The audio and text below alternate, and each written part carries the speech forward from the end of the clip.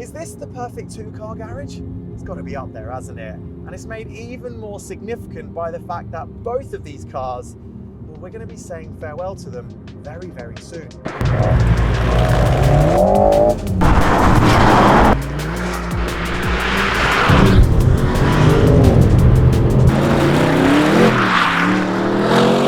In fact, this Audi, the RS6 Avant GT, well, it can't be had in new form at all now because all 660 units have long since sold out.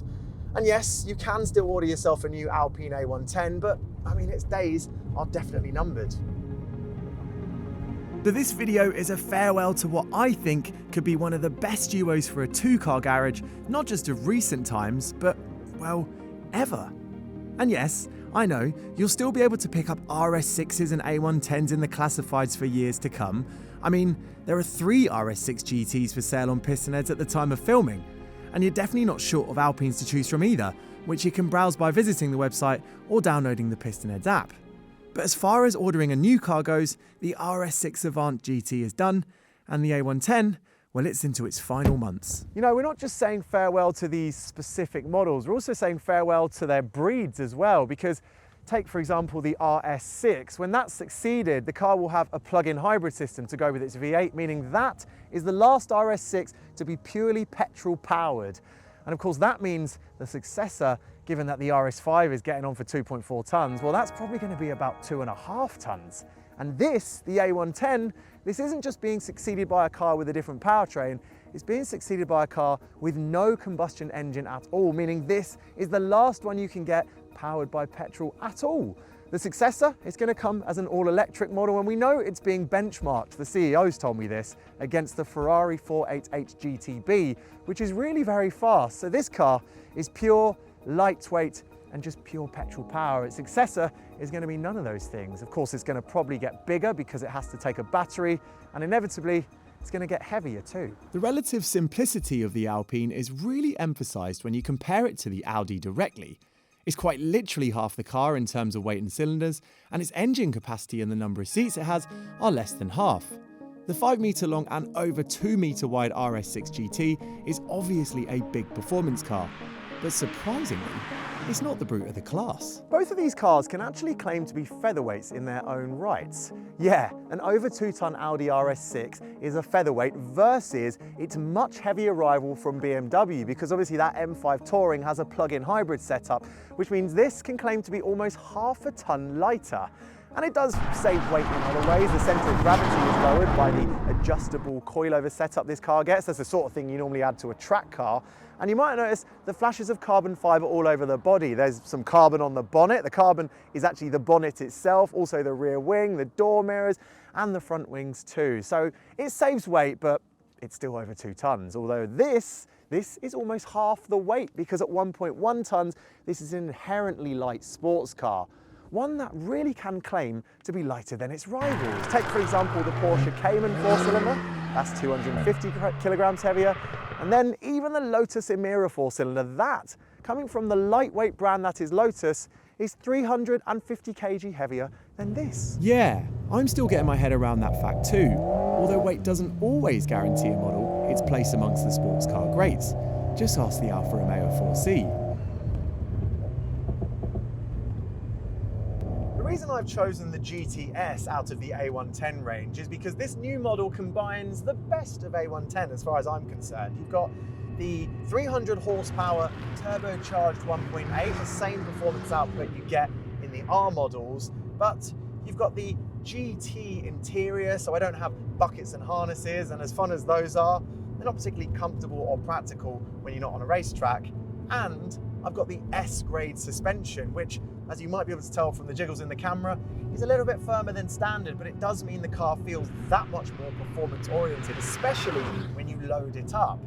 But overall, the package is familiar A110, and that's a really good thing because it feels light, it feels compact on the road, and it feels really, really reactive, whether that's when you put your foot down and that turbocharger kicks in, or whether you're changing gear using these lovely aluminium shift paddles, or, of course, when you start chucking it around. This is just a hyper-reactive car, but one that doesn't feel on edge or in any way spiky. It's on your side, but it's also a bit of a lunatic. I have genuine feel through the car. There's not tons of steering feel, but you really know what the front tires are doing. It's sort of like the chassis is communicating as well as the steering, how much grip there is. So I have this really nice punchy motor. It does have a bit of turbo lag. I mean, look, if I shift up through the gears, put my foot down, there's a second or two. There's also a whoosh from the turbo behind me, and then you get the punch. But really, this is just a lovely workable powertrain. Yeah, it's not as elastic or naturally responsive as a naturally aspirated flat six in a Cayman, which I would admittedly prefer as a powertrain. But just as a 4-cylinder with an automatic gearbox, it feels really polished, really well matched together.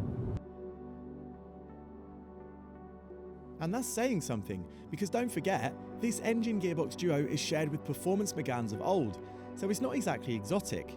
But Alpine's engineers have managed to hone it so sweetly that in the lightweight A110, that gruff, torquey low end and that revvy high end feel noticeably amplified. Combine that with a chassis that just loves to rotate. Whether you're tipping it into a corner on the brakes and you load it up so that it kind of rotates in like a hot hatch, or whether you follow the throttle, you're chasing the throttle out of the corner so that you get a bit of oversteer.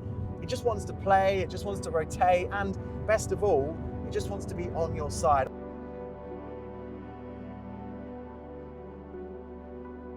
I just love the simplicity of this interior. Because this is a GTS, it's not as racy and as stripped out as the R, and that's a good thing unless you literally live on a racetrack.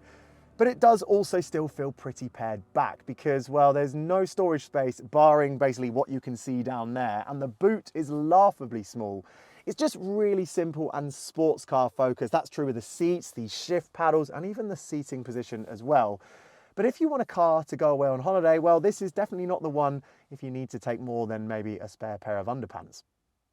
You can get your pants and your whole wardrobe in this Audi RS6. Yes, it's the GT, it's limited in production, it's special, but it's still, well, ginormous. Honestly, the space in this car means for a family getaway for a week, you wouldn't have a problem. Yeah, all right, it still feels slightly racier. These seats are really lovely, and the seating position is really very good too. You've got your little shift paddles here, and the steering wheel with its Alcantara wrap makes it feel a bit more special, but fundamentally, this is still just an Audi RS6, or an Audi A6, if you will, tech-wise, space-wise, and usability-wise.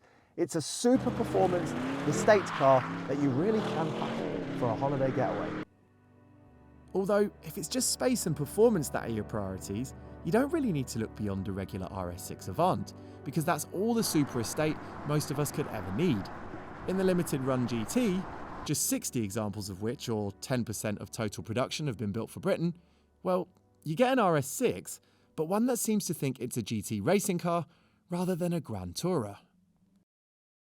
This RS6 Avant GT doesn't just look extreme, it is really extreme. I mean, if you think back to the lineage of RS cars, everything from the 1994 RS2 that was co-developed by Porsche, right through to one of my favorites and definitely one of the best Q cars, the RS4 of 2000, well, they've all had their extremities, they've all had their performance ethos buried within a Avant package and a practical usable body shape, but this turns it up all to 11 on every measure. Firstly, of course, we've got a twin turbo V8 engine, 4 litres with 630 horsepower. That's more than the standard RS6, and well, it is really quick.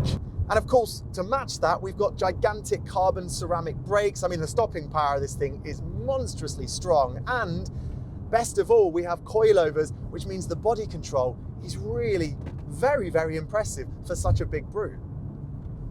I can't emphasize to you how elastic this motor is. I mean, having 630 horsepower, nearly 630 pound-feet of torque as well, means there's a lot of performance to manage. But not only does this turbocharged engine feel really usable in the sense that it's effortless at low revs and just really explosive at high revs, but also, because we've got quattro all-wheel drive, the traction, even on a slippery Welsh road, is really sublime, honestly. Look, down 2 gears, foot to the floor, bolted, we're gone.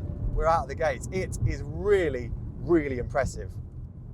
But what sets this apart from, well, lesser RS6 models and pretty much everything else to have ever come from anyone in the shape of an estate is the fact it has proper coilovers. All right, I know it's not the first performance RS to get coilovers, but because this is so big and so powerful, having a bit of negative camber and having adjustable, and by the way, manually adjustable coilovers, which allow you to adjust the rebound rate as well, well, that means this thing doesn't just go down the straights really quickly, but it also has tons of mechanical grip. But that grip doesn't come at the cost of agility. Like Audis of old, this engine is right over the nose, and of course, the weight is heavy, but somehow with that setup and with the way that they've tuned the geometry and obviously the way the power's put down, it feels really agile, really pointy on the nose. The body control is fantastic.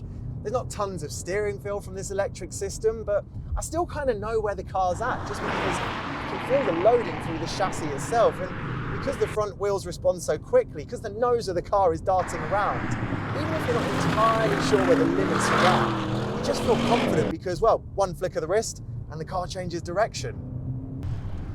It's not all perfect in here though. I really wish they just improved the shift paddles on the car. I get on a normal RS6, the shift paddles can be small and plasticky, but on a GT, on a limited production car that is nowhere near as, well, let's say, invisible as some other performance estates. This is loud as they come, and yet the shift paddles feel like they've just been pulled off of a regular Golf or something like that, probably because, well, a lot of the parts are shared, aren't they? And then the other issue is the fact that this 4-litre twin turbocharged V8, as monstrous as it is, well, it doesn't have the noise, the vocals of a V8 of old. And that's obviously because of all the technology that has to be fitted to this car, all of the filters, WLTP, etc. that mean, well, if I put my foot down,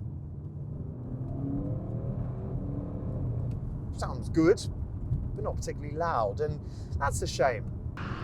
But really, you don't care about all those small things when you just get out and drive this GT, because it really manages to be a usable, sensible performance car that is, all right, a little bit firmer than standard, but still not particularly crashy, but one that, when you get on the right road, my goodness, this thing is spectacular. It feels like the holy grail of the super estate car. So forgive me if I'm getting a bit emotional about the departure of this fantastic Audi and this addictive Alpine. They each represent the end of an era before electrification changes their successors significantly. Look, I'm not disputing the importance of reducing emissions in mainstream cars, but in special lower volume stuff like this, I really wish this wasn't the end of the road. There is one more thing I need to reveal to you, and it's quite significant because, well, my two-car garage, my dream two-car garage, it costs, well, £177,000 over there and almost £70,000 over here, meaning altogether this departing duo costs £250,000. So yeah, my dream garage is £250,000, but I've chosen these two cars because, well, they represent potentially the peaks of their formulas, and so as they depart us, they really do feel like we're losing something very, very special. So that's why I've chosen these two for my garage, but what would you choose? Let me know in the comments below, and we might just pick them out for a future video. Whatever you choose, one thing's for certain, they won't make them like this anymore.